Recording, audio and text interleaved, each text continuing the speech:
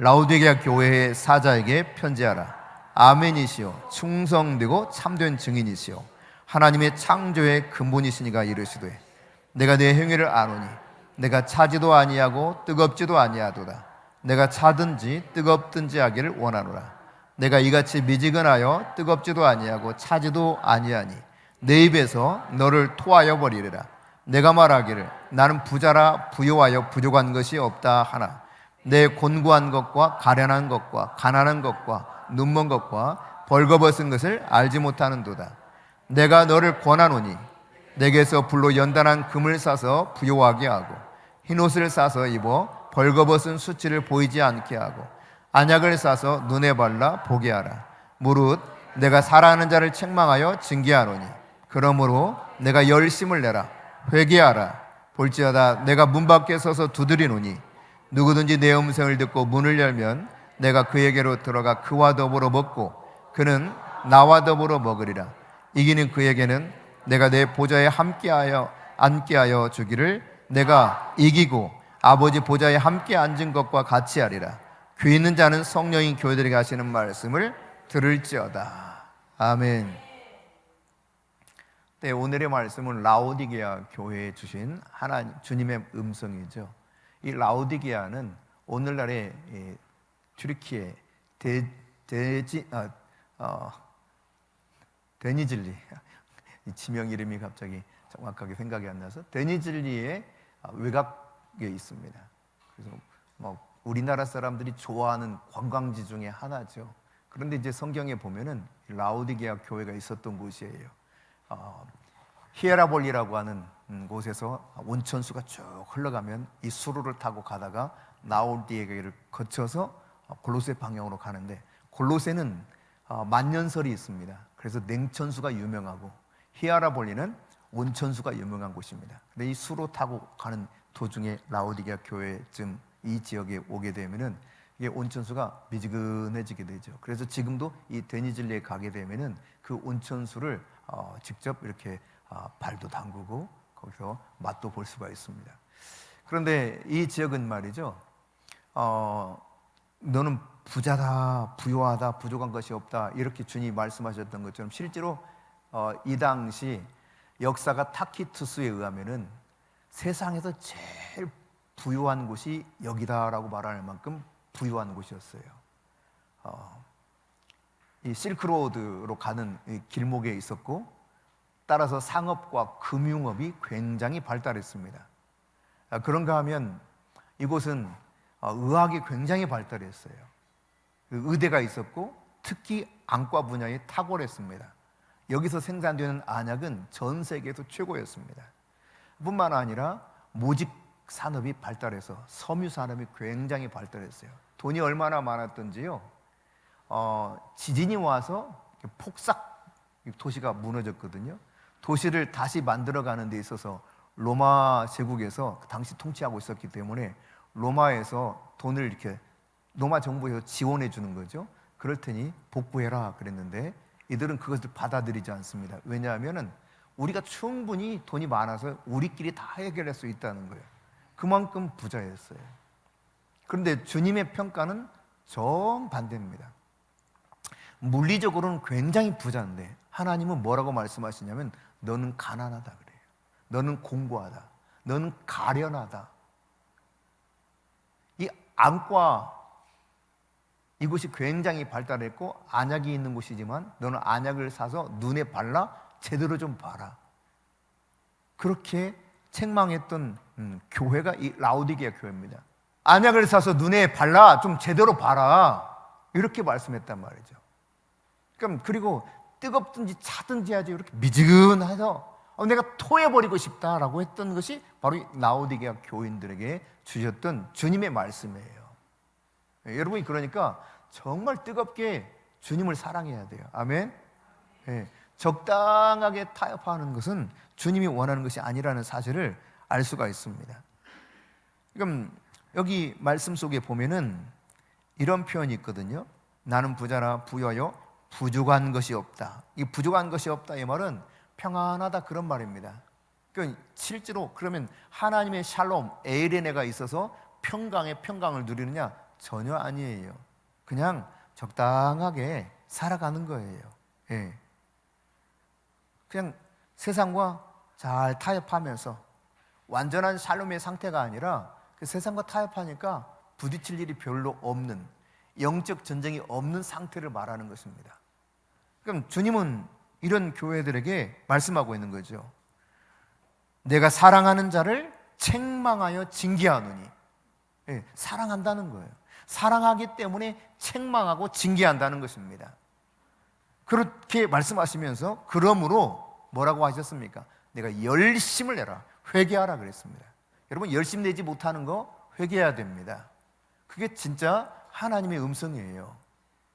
적당하게 살아가는 거, 신앙생활 제대로 하는 거 아닙니다. 분명히 하나님 말씀하셨어요. 오늘 성경을 통해서 우리에게 말씀합니다. 미지근한 상태로서 적당히 살아가고 싶은 이 마음, 이거 회개하라는 거예요. 내가 너를 책망한다. 그러면서 주님께서 말씀하시는 음성을 우리가 생각해 보게 될 때에, 여러분, 물리적인 만족감을 가지고 성도가 나 참 살기 좋아, 감사해, 이렇게 살아가는 것은 아니라는 것이죠. 그러니까 물리적인 만족감으로 살아가는 사람은 진정한 그리스도인이라고 할 수가 없습니다. 그리스도인은 어떤 사람이냐? 영적인 배고픔이 있어야 돼요. 영적인 갈망이 있어야 돼요. 하나님을 향한 갈망이 내 속에서 날마다 솟아올라야 돼요. 내가 정말 주님을 더 알기를 원합니다. 주님의 진리의 말씀을 나에게 먹여주십시오. 생명의 떡을 내가 먹기를 원합니다. 이 마음이 내 안에서 계속 있어야 된다는 이야기죠. 그게 성도인 겁니다.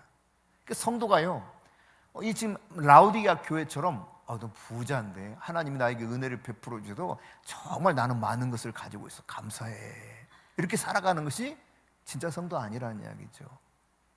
여러분은 어떻게 살아가고 계십니까? 오늘 이 라우디게아 교회에 주시는 말씀이 나에게 어떻게 다가옵니까? 내가 미지근하여서 토해버리고 싶다 한 그런 상태에 있다면 회개하고 열심을 내야 됩니다. 아멘.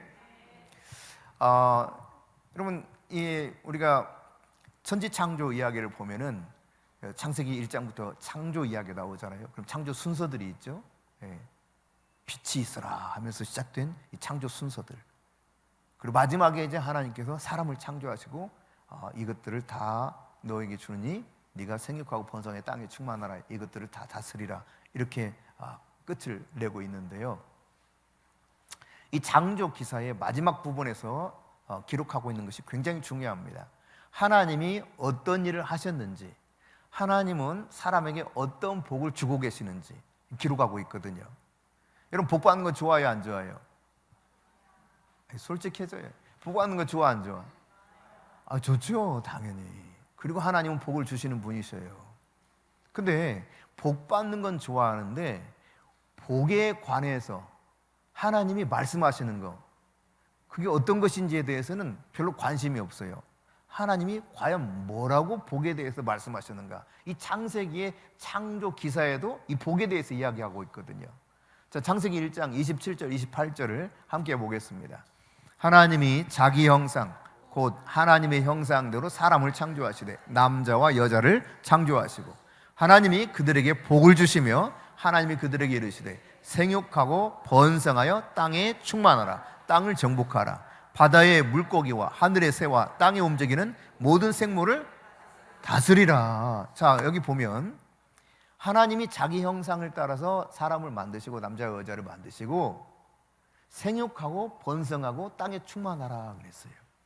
그리고 하늘에 나는 짐승이든지 땅에 기어다니는 짐승이든지 네가 다 다스리라, 이 복을 주신 거예요.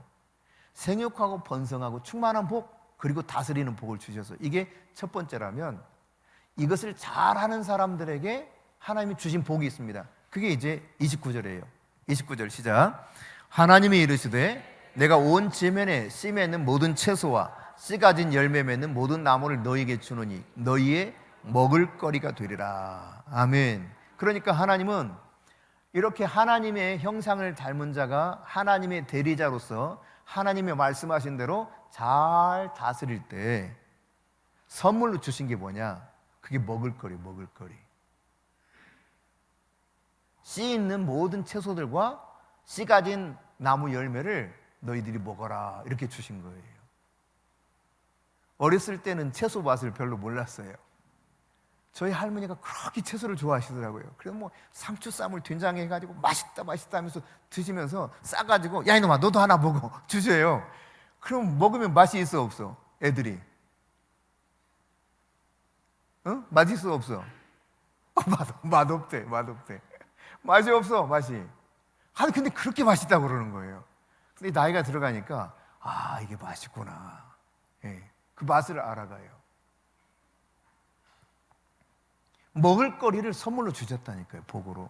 그러니까 여러분 먹고 마시고 하는 게 하나님이 주신 큰 복 중에 복입니다. 그런데 하나님께서는 아무에게나 이렇게 누리며 살게 하신 것이 아니라 하나님이 말씀하신 대로 다스리고 그분이 원하는 방식대로 그분의 말씀을 듣는 자에게 이것을 먹을 수 있도록 허락하셨다는 사실을 알 수가 있어요. 그러니까 사람은 본질적으로 먹어야 되는 피조물로 창조됐습니다. 여러분 안 먹고 사는 사람 있어요? 다 먹죠? 안 먹으면 어때요? 너무 배고파. 그래서 계속 못 먹으면 어떻게 돼요? 죽는 거죠. 그걸 굶어 죽는 걸 아사라 그래요. 하다 죽는 거예요. 제발 목구멍에 누가 넣어줬으면 좋겠다. 웃어주세요 좀. 참 희한한 분들이네.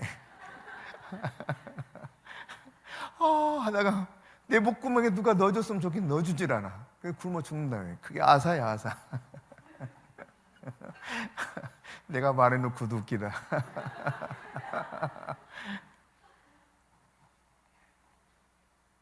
그래요 여러분, 먹지 않으면 배고파요. 배고픔이 계속되면 마침내 죽습니다. 그러니까 사람은 먹는 존재로 창조됐단 말이죠. 그러니까 음식은 그런데 그냥 막 배만 포만감만 주도록 우리에게 먹으라고 한 것이 아닙니다. 음식을 먹을 때 하나님은 우리로 하여금 즐거워하게 하셨어요. 기뻐하게 하셨어요. 다니엘 박 선교사님하고 이제 찾아오셔서 교제를 나누다가 점심 식사하러 갔습니다. 이분이 이제 좀 음식을 가려서 드시는 편이라 뭘 드시면 좋을까 하다가 혹시 두부 음식 괜찮냐고 그랬더니 좋대요. 그래서 막 검색을 했죠. 그때 김포에 두부 음식점이 하나 있는데 괜찮게 생겼더라고요. 메뉴를 보니까. 그곳을 갔습니다. 근데 드시면서 그래요. 연신 너무 맛있어요. 너무 좋아. 한국은 너무 좋아. 여러분 한국은 진짜 천국입니다. 천국. 먹을 게 얼마나 다양하고 맛있는지 몰라요. 너무 좋대요. 우리가 늘상 먹으니까 먹는 것에서 별로 이렇게 맛있다, 좋다 이런 걸 누리지 못할 때가 많습니다. 한번 여러분 억지로다 금식이라도 해보세요. 제가 진짜 음식의 맛을 이렇게 맛있다고 느꼈던 것이 언제냐면 21일 금식 끝나고 보호식 할 때예요. 보호식. 그때 말이죠, 두부를 이렇게 삶아서 많이 주지도 않아. 조금 주는데 이 두부 맛을 딱 보는데요, 평상시에는 이런 맛을 느끼질 못했어.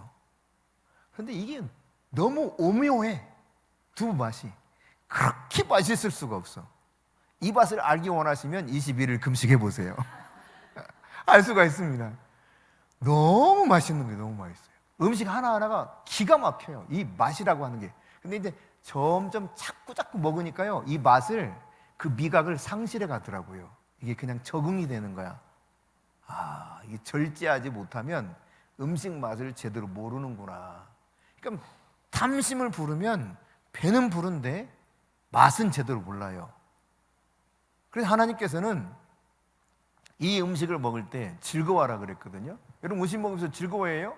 아이고 진짜 이거 오늘도 이렇게 먹어야 돼? 이렇게 먹어요. 전도서 2장 24절입니다. 같이 읽습니다. 사람이 먹고 마시며 수고하는 것보다 그의 마음을 더 기쁘게 하는 것은 없나니. 그러니까 먹고 마시고 즐거워하는 거, 이게 굉장히 큰 기쁨이라는 거예요. 하나님의 손에서 나오는 것들을 내가 먹는 거. 그래서 25절에서는 솔로몬이 뭐라고 말한지 압니까? 먹고 즐기는 일을 누가 나보다 더 해봤겠냐 그래요. 예.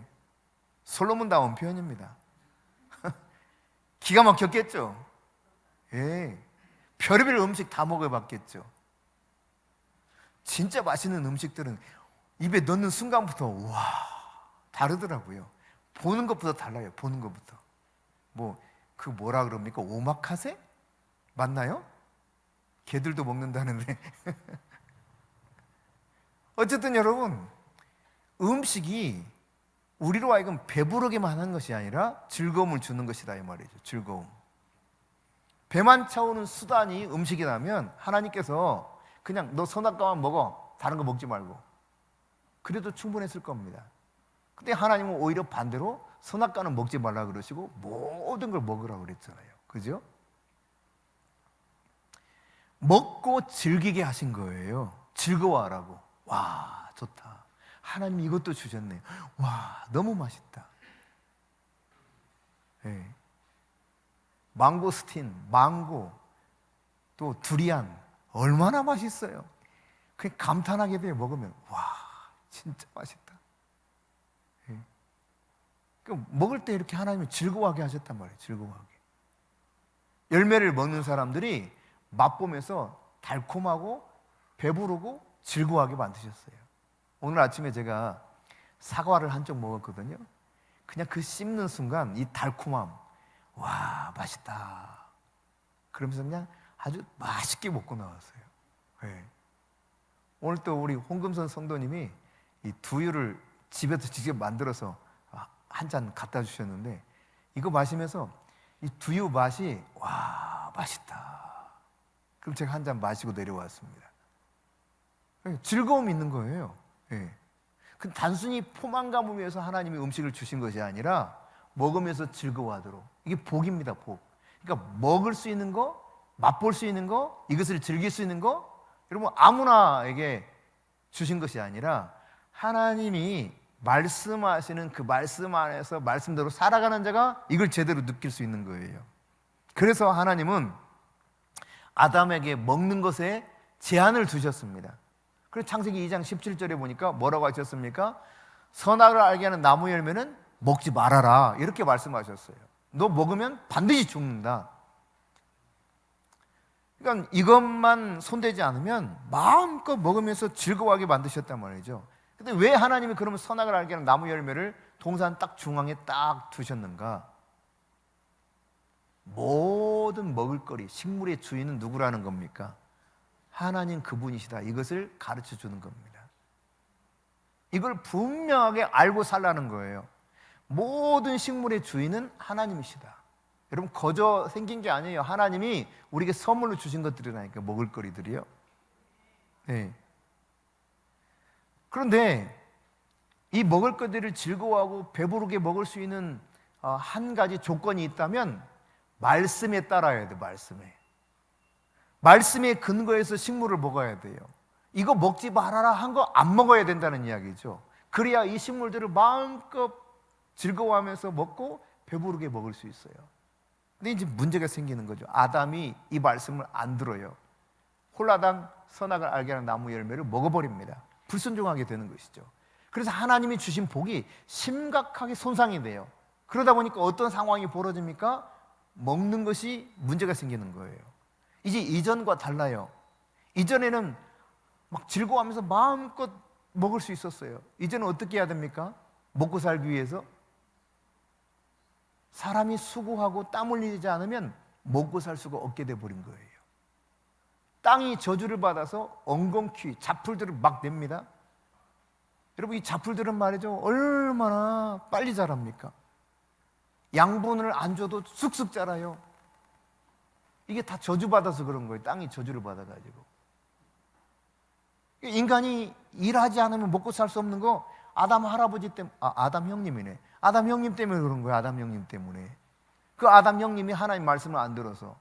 만일 아담 형님이 하나님 말씀만 잘 들었다면 우리는 일하지 않고도 그냥 즐거워하면서 하나님 이것도 너무 맛있어요. 아이고 이것도 이렇게나 맛있다고요. 와 정말 너무 좋아. 막 이러면서 그냥 신나게 여기저기 돌아다니면서 그렇게 하나님과 실컷 교제하면서 살았을 겁니다. 그런데 불순종하니까, 말씀을 듣지 않으니까 일하지 않으면 먹고 살 수 없는 불행이 시작된 겁니다. 그런데 여러분, 예수님께서 이 손상된 복을 회복시키기 위해서 이 땅에 오신 거죠. 그래서 모든 죄와 저주의 문제를 짊어지시고 십자가에 죽으신 겁니다. 그리고 마침내 이것을 완전히 극복하셨다는 것을 사망 가운데서 하나님이 일으키셔서 부활하심으로 증명해 내셨어요. 그래서 이게 하나님의 나라가 다시 회복되게 된 것입니다. 아직은 완전한 나라는 아니죠. 그러나 이미 하나님 나라가 이 땅에 왔어요. 그래서 우리는 부분적으로나마 그 하나님의 은혜 속에서 살아가고 있게 된 겁니다. 예. 근데 이제 이 솔로몬이 아가서 4장 6절에 보면 이렇게 고백해요. 같이 읽어볼까요? 북풍아 일어나라, 남풍아 오너라. 나의 동산에 불어서 향기를 날리라. 나의 사랑하는 자가 그 동산에 들어가서 그 아름다운 열매 먹기를 원하노라. 그러니까 솔로몬과 술람미 여인 사이에서 주고받는 이야기 중에 나온 내용 중에 일부인데, 그럼 마치 이런 거예요. 신랑이 동산에다가 그냥 신부를 해서 맛있는 것들 다 만들어 놓고 아주 향기 나는 과일도 해놓고 와서 실컷 누리게 하는 거죠. 예. 이런 에덴 동산에서 하나님이 원하셨던 삶은 이런 겁니다. 예. 주님이 세워주신 그 동산에서 신부가 신랑의 향기를 맡으면서 열매를 먹고 즐거워하는 거, 이게 주님께서 본래 원하셨던 거예요. 근데 이제 천년왕국과 새하늘 새 땅까지 들어가게 되면 이것들이 완벽하게 우리에게 성취될 것입니다. 그날이 분명히 올 것입니다. 예.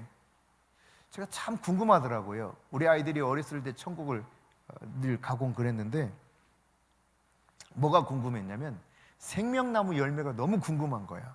이 세상에 맛있는 열매들 많은데 생명나무 열매는 어떤 맛일까 궁금해서 제가 우리 아이들한테 그랬어요. 하나님께 생명나무 열매 좀 달라고 그래봐. 그래서 마침내 생명나무 있는 곳에 가가지고 그 열매를 주더래. 먹어봐. 먹더니 얘가 눈이 갑자기 너무 맛이, 한 번도 이런 맛을 본 적이 없다는 거예요.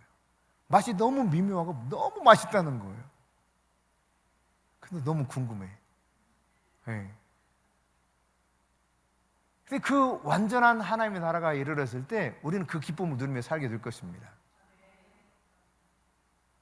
근데 이 미래에 이루어질 그 기쁨, 이 기쁨을 이 땅에서 이미 우리는 믿음으로 일정한 부분 누릴 수 있어요. 그게 뭐냐? 예수님께서 우리에게 베풀어 주신 성만찬입니다. 우리가 이제 매월 첫째 주가 되면 성만찬을 하게 되는데요, 예수님 우리에게 베푸신 이 성만찬을 통해서 우리는 부분적으로나마 그것을 이 땅에서 누리는 거예요.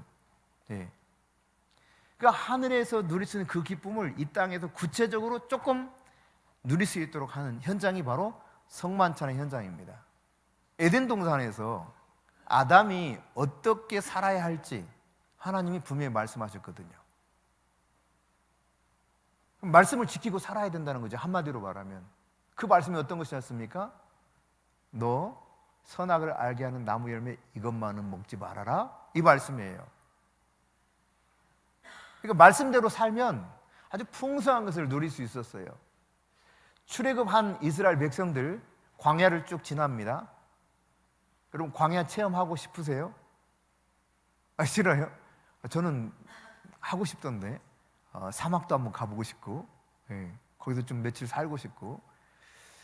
근데 이 광야를 가게 되면요, 뭐 이렇게 단순히 며칠 동안 체험하는 건 괜찮아, 그죠? 우리 박재수 권사님 잠깐 좀 가보셨잖아요, 그죠? 그것도 그냥 간 게 아니라 낙타 타고. 근데 이 광야의 삶을 단순히 며칠 구경하듯이 체험하는 건 좋을지 몰라도요, 자 일어나 가자 그러더니 이제 여기서 멈춰도 텐트 치자, 텐트 쳐요. 다시 또 일어나 가자 그러면 바리바리 다 싸가지고 또 움직여야 돼요. 이 광야 생활을 40년 한다 생각해 보세요. 얼마나 힘들겠어요. 근데 이 출애굽 해가지고 광야에 살아가게 될 때 하나님께서는 이스라엘 백성들에게 먹을 것을 주셨거든요. 그것이 만나입니다. 이것은 힘센 자의 떡, 천사의 음식이라 그랬어요. 하늘 양식이에요. 그러니까 굉장히 맛이 독특했던 것 같아요. 그들이 먹으면서 이게 뭐야? 이렇게 표현했어요. 진짜 그랬어요. 이것이 무엇이냐? 만나라는 뜻이 그 뜻입니다. 이거 뭐야? 이게 만나예요, 만나. 너무 독특하고 맛있었던 거죠. 양분도 영양분도 거기 다 들어있는 거예요. 하늘의 양식이니까 모자람이 없는 양식입니다. 근데 이 만나로 저들이 그렇게 먹고 살아가는데, 하나님은 이 만나를 통해서 이스라엘 백성들을 가르치셨습니다. 신명기 8장 2절 3절입니다. 같이 읽겠습니다. 내 하나님 여호와께서 이 40년 동안에 내게 광야길을 걷게 하신 것을 기억하라. 이는 너를 낮추시며 너를 시험하사 내 마음이 어떠한지 그 명령을 지키는지 지키지 않는지 알려 하심이라. 너를 낮추시며 너를 줄이게 하시며 또 너도 알지 못하며 내 조상들도 알지 못하던 만나를 내게 먹이신 것은 사람이 떡으로만 사는 것이 아니요 여호와 입에서 나오는 모든 말씀으로 사는 줄을 내가 알게 하려 하심이니라. 아멘. 그러니까 이 세상에서 물리적인 음식을 먹는 것으로만 사는 게 아니라는 거예요. 만나 주신 이유가 그거예요. 여호와의 입에서 나오는 모든 말씀으로 살도록 하나님이 가르치기 위해서 만나를 주셨다는 겁니다.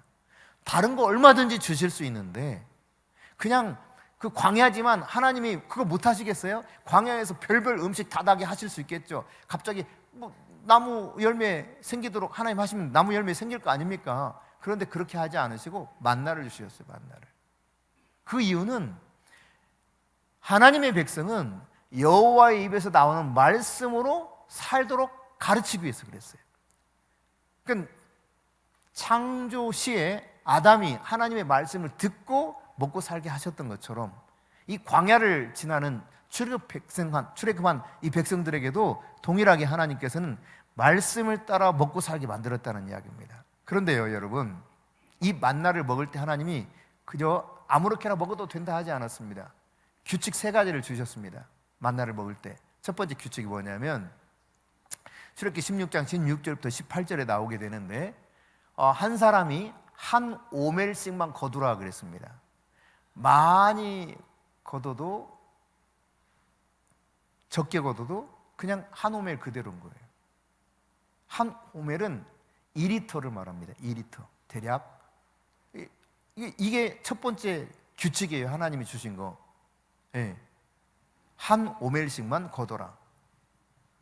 두 번째 어떤 규칙을 주셨는가? 16장 19절부터 20절입니다. 여기 보면은 이 거두어들인 만나를 반드시 언제 먹어라? 그날 다 먹어라. 절대 남겨두지 말아라. 만일 남겨두면 어떻게 된다? 썩어버린다. 냄새가 난다. 그러니까 남겨두지 말고 먹어라. 이것이 두 번째 하나님이 주신 규칙이에요. 그 다음 세 번째입니다. 세 번째는 안식일 전날은 이틀 분량을 거둬라. 그리고 광야 생활이 얼마나 고단해. 그러니까 하루는 그냥 먹을 것 때문에 가가지고 거둬들이는 일이 없이 좀 쉬게 만들어 주신 거예요. 안식하도록.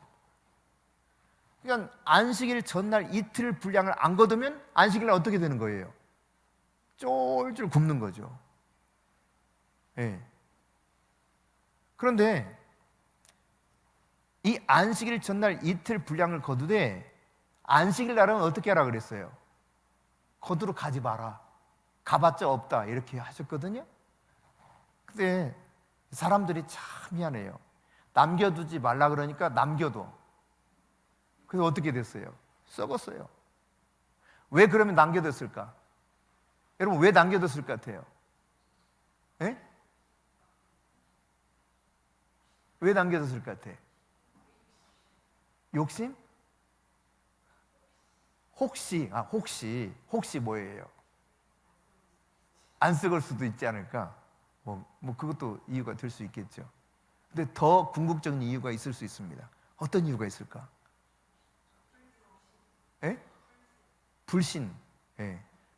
풀어서 이야기하면 내일 안 주시면 어떡해? 하나님 믿지 못하는 거예요. 오늘 내가 많이 걷어서 남겨둬야 혹시 내일 안 주시면 어떡해? 이거 남겨둬야 되는데 하나님 믿지 못하는 거예요. 그래서 남겨둔 겁니다. 하루에 한 오멜 거뒀기 때문에 일일 분량이에요. 그러니까 이게 뭐 그냥 남지도 않고 다 그냥 먹었다 그랬거든요. 그런데 일부러 남겨. 어떤 사람들은 믿지 못하는 겁니다. 그러니까 여러분, 이렇게 남겨두는 사람이 있는가 하면 그 썩어버렸는데, 또 안식일 전날 이틀 분량을 거두고 다음날 안식일날 거두러 가지 마라 그랬는데 거두러 간 사람이 있어요, 없어요? 있다는 거예요, 이게. 근데 가본이 있어요, 없어요? 이게 하나님이 주실 리가 없죠. 안식일날은 안 주기로 주님이 결정하신 거기 때문에 안 주시는 거예요. 여러분, 그러니까 이 고달픈 광야 생활 가운데 하나님께서는 은혜를 베풀어 주시면서 안식일 전날 이틀씩 거두게 하셨어요. 이틀. 안식을 주셨다는 이야기입니다. 이게 하나님의 은혜예요. 근데 이 하나님의 은혜를 무시하고 그냥 또 거두러 가는 거예요. 이게 인간이 얼마나 탐욕스러운가를 알 수 있는 겁니다. 이 탐욕이 있으니까요, 사람들이 가만히 있질 않아요. 민수기 11장 4절입니다. 같이 읽습니다. 그들 중에 섞여 사는 다른 인종들이 탐욕을 품음에 이스라엘 자손도 다시 울며 이르되 누가 우리에게 고기를 주어 먹게 하랴. 여러분, 탐욕을 품은 몇 사람이 있어요. 근데 이 잡족들이야, 잡족들. 이스라엘 순수 토종이 아니라 잡족들이 거기 섞여 있거든요. 다른 족속이라고 했는데 개역 성경은 잡족이라고 되어 있어요. 잡것들입니다. 그냥 이야기 쉽게 표현할 때 이방 민족이라는 이야기입니다. 이스라엘 순수 혈통이 아니라. 근데 이 사람들이 불평을 하기 시작해. 아니, 언제까지 이것만 먹어? 우리 고기도 먹고 싶은데 하니까 이 소리를 듣더니 울기 시작하는 거야. 이스라엘 모든 자손이 다 울면서 고기 내놔라 이래요. 고기 내놔라. 모세가 황당했죠. 내가 무슨 재주로 고기를 내놓냐. 하나님이 그러세요. 알았다, 오바 하시더니 하늘에서 막 떨어지는 거예요. 메추라기가.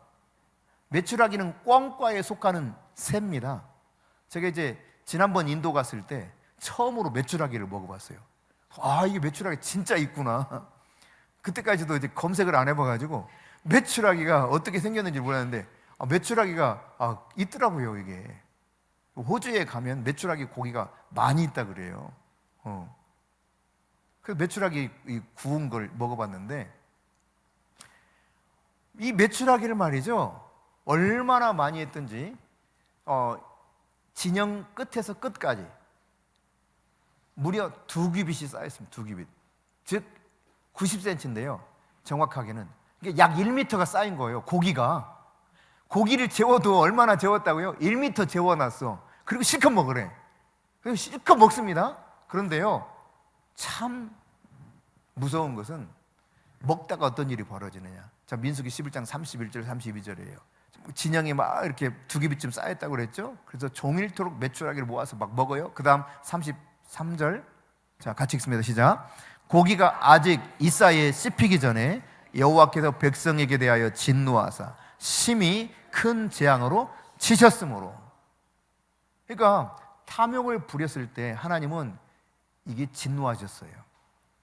먹다가 죽은 사람이 많습니다. 이 지역을 기브롯 핫다 아와 이렇게 명명했습니다. 이 뜻은 탐욕의 무덤이라는 뜻이에요. 그러니까 이스라엘 백성들이 실컷 울다가 실컷 먹다가 죽었어요. 배 터져 죽었는지 어땠는지 모르겠지만 그냥 먹다 죽었어요. 탐욕으로 말미암아. 그러니까 탐심이 무서운 겁니다, 여러분. 그래서 골로새서 교회에 사도 바울이 편지할 때 탐심을 물리치라 그랬거든요. 탐심은 곧 우상숭배니 그랬어요. 그러니까 내가 많이 먹고 싶어 하는 거 이거 절제해야 돼요. 이 절제 못하면 이런 일이 벌어질 수도 있는 거예요, 사실. 젊은 애들이 고깃집 가면 어디로 가겠어요? 뷔페집 가겠죠, 당연히. 가성비가 최고 아니야, 그죠? 먹고 싶은 다양한 고기들이 있고. 근데 이 고기 뷔페가 어디서 생겼느냐? 여기 생긴 거예요. 성경에서 다 아이디어 얻는 겁니다. 어쨌거나 여러분, 먹다 죽는 일이 없도록 탐욕을 부리는 일은 없어야 된다는 이야기죠. 예. 그러니까 고기 달라 하면서 막 울어 제끼는데 하나님이 주시긴 주시는데 먹다 죽게 만들었어요. 예. 아마 우리 김은정 권사님 생각날지 모르겠어요. 이 탐욕의 무덤이었던 기브롯 핫다와 지나갔었는데 기억나요? 기억이 안 나. 예. 이곳이 바로 기브롯 핫다와 탐욕의 무덤입니다. 그렇게 설명하면서 지나갔었는데 여러분 탐심을 품으면 이게 먹는 즐거움도 사라지고 자칫하면 죽을 수도 있다는 이야기입니다. 수많은 사람이 거기서 죽었습니다. 하나님의 말씀을 지킬 때만 우리에게 주신 것들이 진짜 제대로 된 양식이 될 수 있습니다. 많이 걷어도 소용이 없었어요. 똑같았어요. 한 오멜로. 적게 걷어도 모자람이 없었어요. 한 오멜이었습니다. 신기하죠. 재보니까 똑같이 한 오멜이더래. 이 말은 무슨 말입니까? 그냥 많이 거둔 자도 뭐 10끼 먹는 게 아니에요. 배 터지게 먹는 게 아니에요. 그냥 한 끼 그걸로 포만감 있고 즐거움 그것은 끝이야. 더 이상 어떻게 할 수 없는 거예요. 네. 남겨두면 썩어버립니다. 안식일 전날 이틀 분량 안 거두면 배고픕니다. 신명기 8장 3절 다시 읽습니다. 같이 읽습니다. 사람이 떡으로만 사는 것이 아니오 여호와 입에서 나오는 모든 말씀으로 사는 줄을 내가 알게 하려 하심이니라. 그러니까 하나님의 말씀 이것으로 사는 것을 가르치는 것이 바로 만나를 먹여주신 광야에서 이야기한 말씀이죠. 예.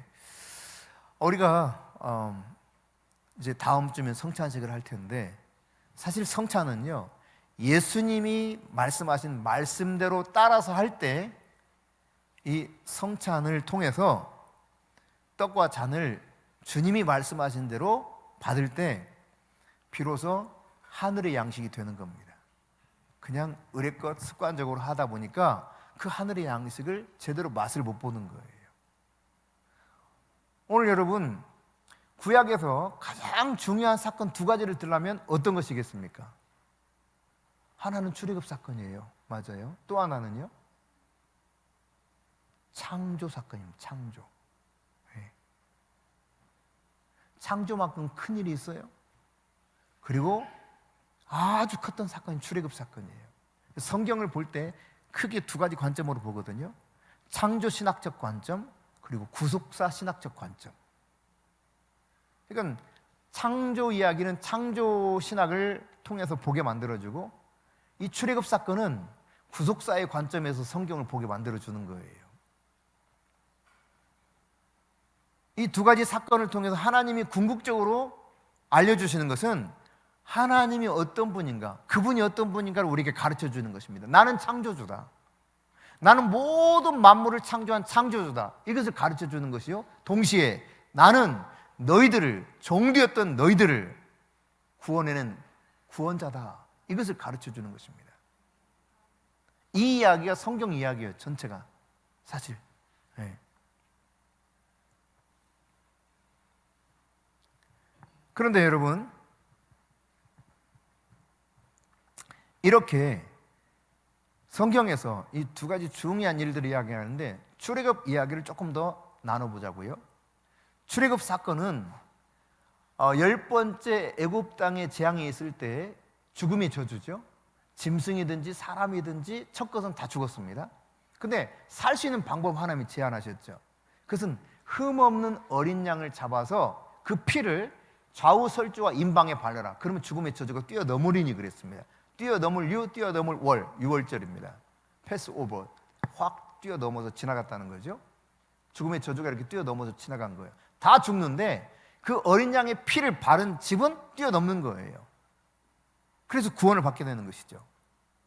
그러니까 오직 하나님의 은혜로 구원받는 겁니다. 구원받을 뭔가를 용을 쓰고 한 게 아니에요. 하나님의 말씀하신 대로 그 어린 양의 피를 발랐더니 죽음의 저주가 뛰어넘어서 구원을 받게 된 것입니다. 오늘날에도 동일합니다. 구원은 하나님의 은혜로 받는 것입니다. 예.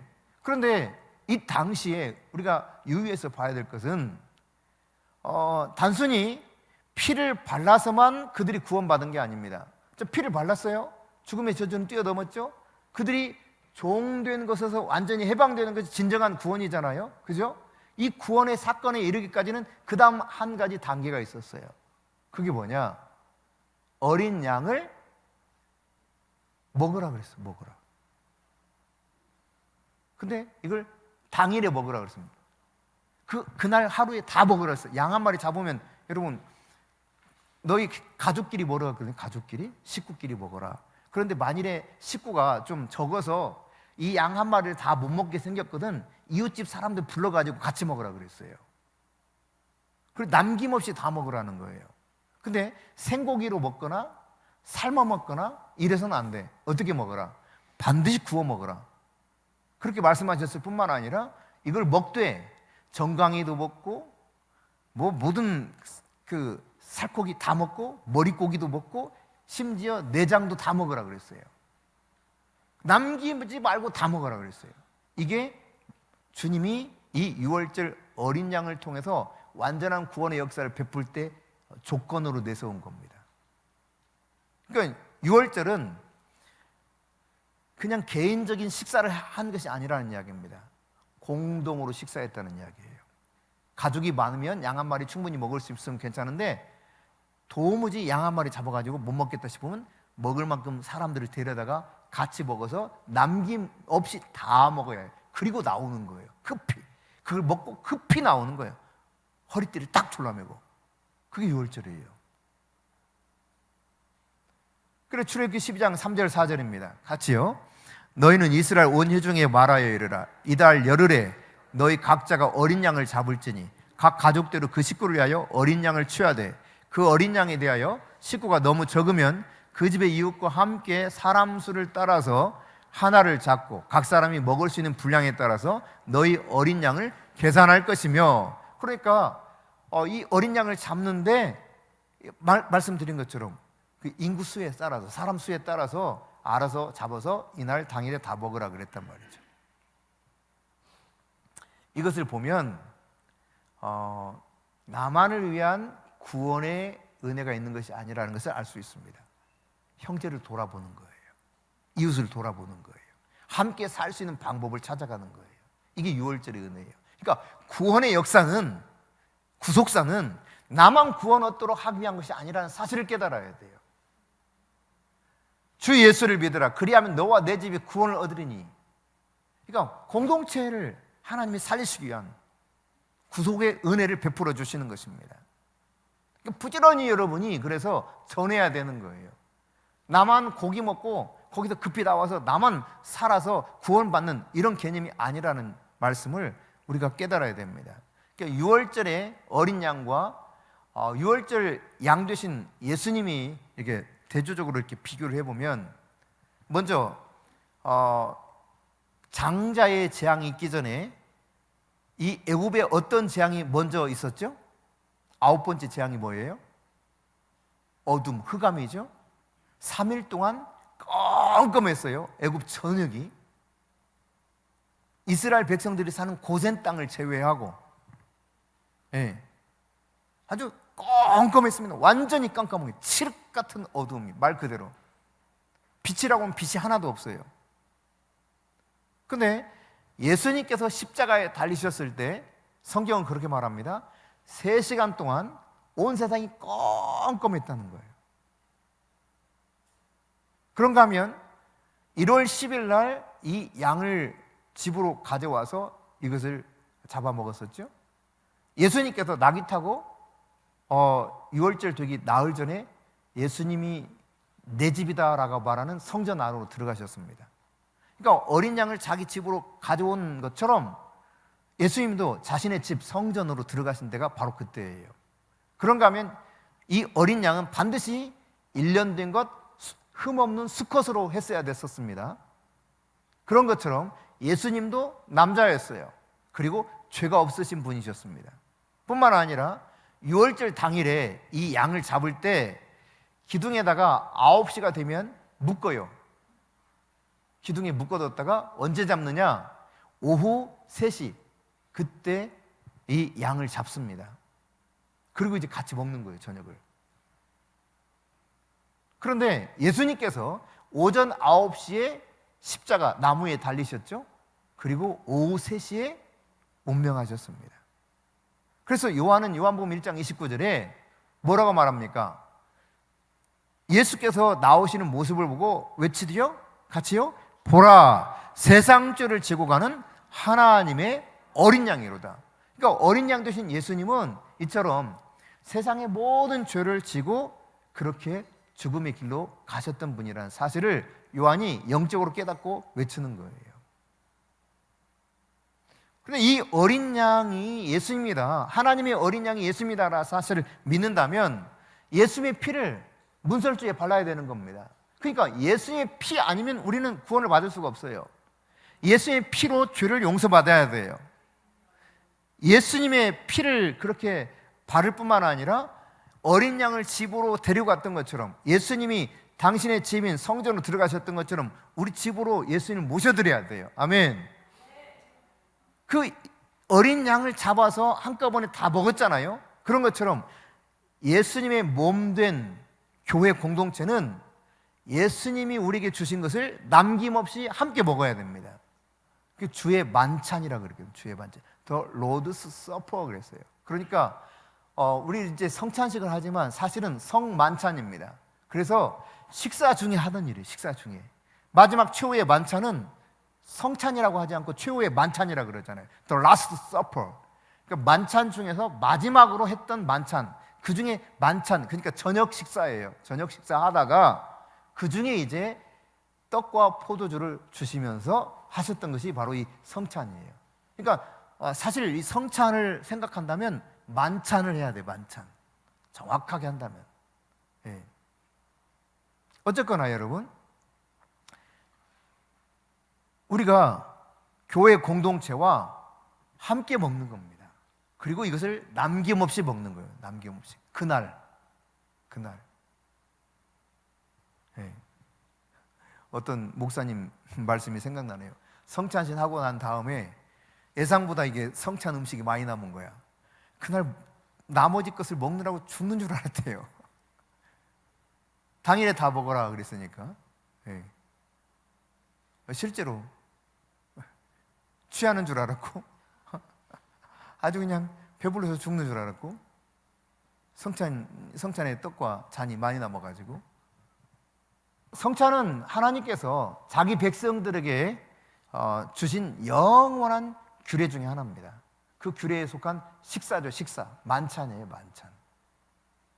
그래서 아까 말씀드린 것처럼 최후의 만찬, 그 음식을 먹다가 이 떡과 잔을 주신 것이고, 그러니까 성경에 보면 먹는 이야기 참 많거든요.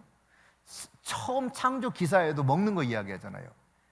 씨 가진 열매 맺는, 씨 가진 채소와 씨 있는 열매 맺는 나무들을 먹을거리 주었더라. 이 먹을거리에 대한 이야기를 쭉 하고 있는데, 예수님께서 공생의 사역을 하신 동안에도 그러셨습니다.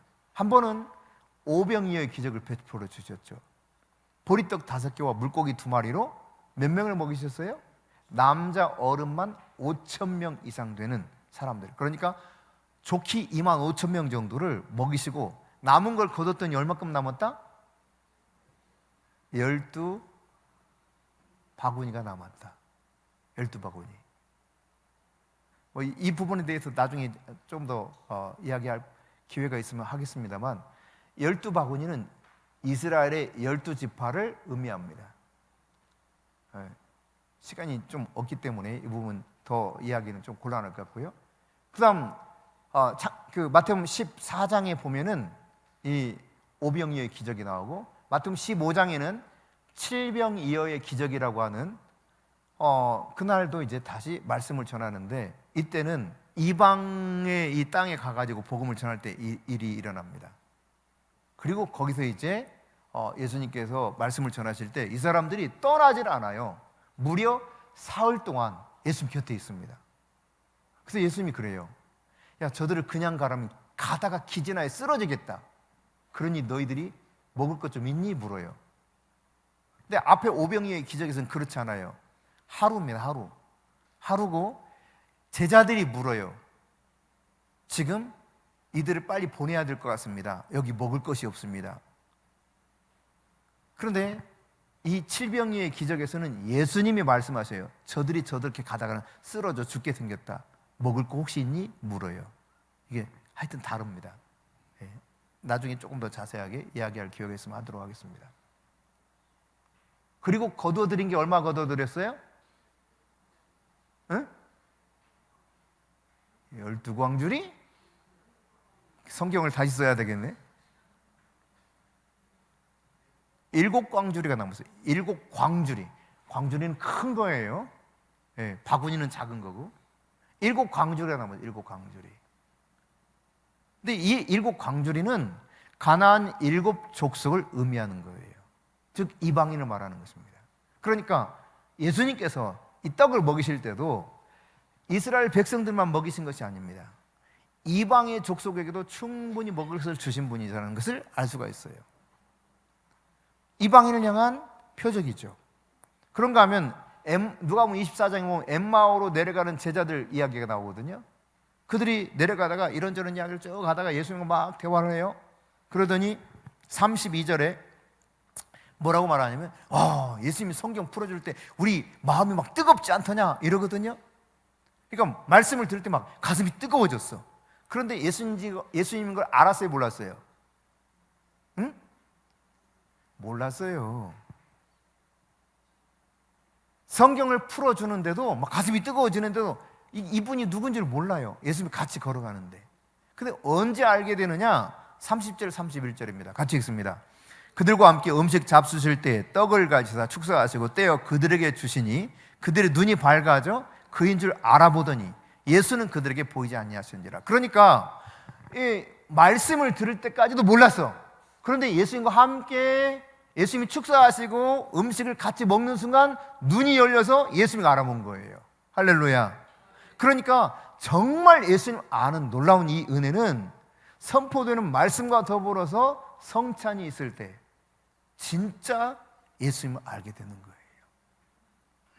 이걸 믿음으로 제대로 받아들일 때. 예수님께서 요한복음 21장에 보면은 갈릴리 바닷가로 먼저 가서 제자들을 기다리셔요. 거기서 7명의 제자들이 베드로가 나 물고기 잡으러 갈래 그러니까 막 6명이 따라가요. 그래서 12명 중에 무려 7명이 이제 주님이 본래 부르신 사명을 잊고 고기 잡으러 갑니다. 옛날 직업으로 가버리는 거예요. 이대로 놔두면 그냥 그대로 가는 거예요. 그때 예수님 가십니다. 그리고 거기서 물고기 하나도 못 잡았죠, 그들이. 그런 다음에 오른쪽에 그물을 던져봐라 그랬어요. 그랬더니 이게 웬일입니까? 너무 많이 고기가 잡힌 거야. 그때 요한이 알아본 겁니다. 예수님이다. 그러니까 그 말 듣자마자 베드로가 벗었던 옷을 딱 걸쳐 입고는 그냥 물속에 뛰어들어가 막 가서 주님 만나는 장면이 소개되어 있어요. 그런 다음에 주님께서 거기 뭘 하고 있습니까? 너희들 뭐 먹었니? 너희들 잡은 생선 좀 가져와 볼래? 떡 구워놓고 그 생선을 구워서 그들에게 주는 장면이 나와요. 먹이십니다. 예수님이 이렇게 먹이셔요. 예. 그리고 예수님이 그 다음 했던 이야기가 뭡니까? 그 다음에 어떤 일을 했냐? 요한의 아들 시몬아, 네가 이 사람들보다 나를 더 사랑하느냐? 그때 물어요. 그러니까 여러분, 육신의 이 배고픔의 문제가 해결되지 않으면 영적인 문제도 제대로 이렇게 눈이 떠지를 못할 수 있는 겁니다. 하나님이 이 두 가지를 다 공급해 주신 좋으신 분이라는 사실을 알 수가 있습니다. 여러분, 오늘 본문을 돌아와 보면 이 라오디게아 교인들에게 회개하라, 열심을 내라 책망하면서 말씀하셨죠. 거기서 그친 것은 아닙니다. 예수님께서 이렇게 말씀하신 20절 같이요.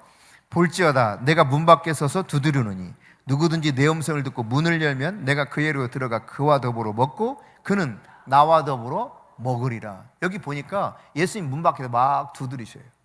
여러분, 이 두드리면서 나다 그래, 문 좀 열어줘 그래요. 여러분, 이 목소리를 분별을 해야 열어줄 수 있을 거 아니에요. 네. 그럼 주님의 목소리인가 아닌가를 분별할 줄 알아야 돼요. 근데 문을 열었더니 이게 들어오셨어. 이게 영접하는 거죠. 네. 문을 열면 내가 들어가 그랬어요. 예수님이 오시겠다는 거예요. 여러분, 이 말씀을 흔히 이제 전도할 때 많이 쓰거든요. 그죠? 결신하게 될 때, 그 결신을 유도할 때 쓰는 말인데 사실은 믿지 않는 사람들에게 말씀하신 것이 아니라 누구에게 주신 겁니까? 이것은 라오디게아 교회 성도들에게 주신 말씀이에요. 믿음의 공동체에 주셨던 말씀이라는 이야기죠. 그러니까 믿음이 있긴 있는데 예수님은 믿는 그들 속에 들어가기를 원하셔요. 마음문을 닫고 있단 말이죠. 그러니까 종교적인 모든 건 다 하고 있어.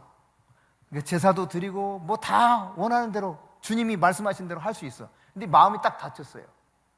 주님은 이 마음이 열려서 주님이 우리 속에 들어오기 원하신다는 이야기입니다. 그러니까 마음을 열 때, 이 문을 열 때 들어오시는 거예요. 여러분이 그래서 마음밭이 중요하다는 사실을 깨달아야 됩니다. 마음밭이 닫혀 있으면 하나님 말씀이 떨어져도요, 새가 와서 먹어버립니다. 길가와 같은 심령이 되면. 돌짝밭 같은 심령은요, 말씀 들을 때는 좋아. 아멘, 아멘 하는데 문 열고 나가면 다 사라졌어. 네. 그냥 싹 말라버려요. 가시덤불에 떨어진 거 어때요? 잘 자라다가 가시의 기운에 눌려가지고 결국은 결실을 맺지 못했다 그랬어요. 이것은 이생의 자랑과 재물의 유혹에 빠져가지고 결국은 열매 맺지 못하는 것이다 그랬거든요. 그러나 좋은 땅에 떨어진 건 착한 마음으로 이 말씀을 받았다는 것입니다. 그리고 인내하면서 이 말씀을 지킨 자들이라는 거예요. 그럴 때 100배의 결실을 얻을 수 있다 말씀하셨거든요. 그러니까 우리 마음밭이 중요해요. 매우 중요해요.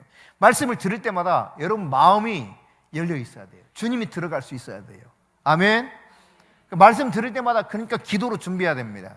하나님, 오늘도 제 마음이 활짝 열려서 주님의 말씀이 정말 생명수처럼 달콤한 꿀맛처럼 내가 깨달아지고 내가 그것을 받아들일 수 있는 자 되게 도와주셔서 주님과 함께 진정한 교제의 삶을 살게 하옵소서. 기도해야 돼요.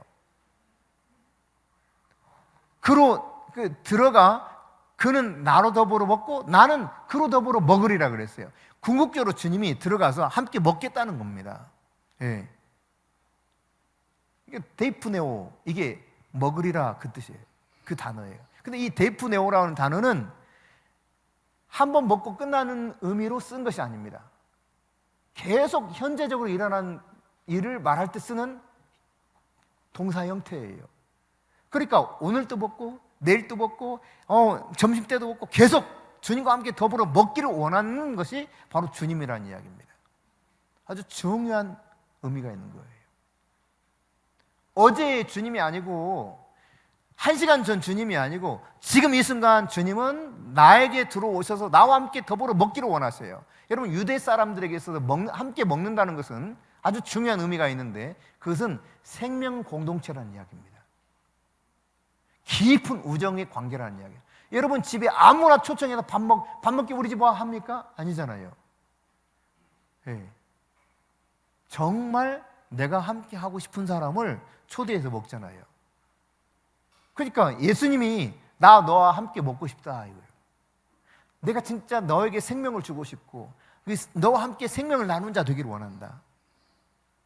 내 떡을 먹고 내 피를 마셔야 생명이 있다 그랬잖아요.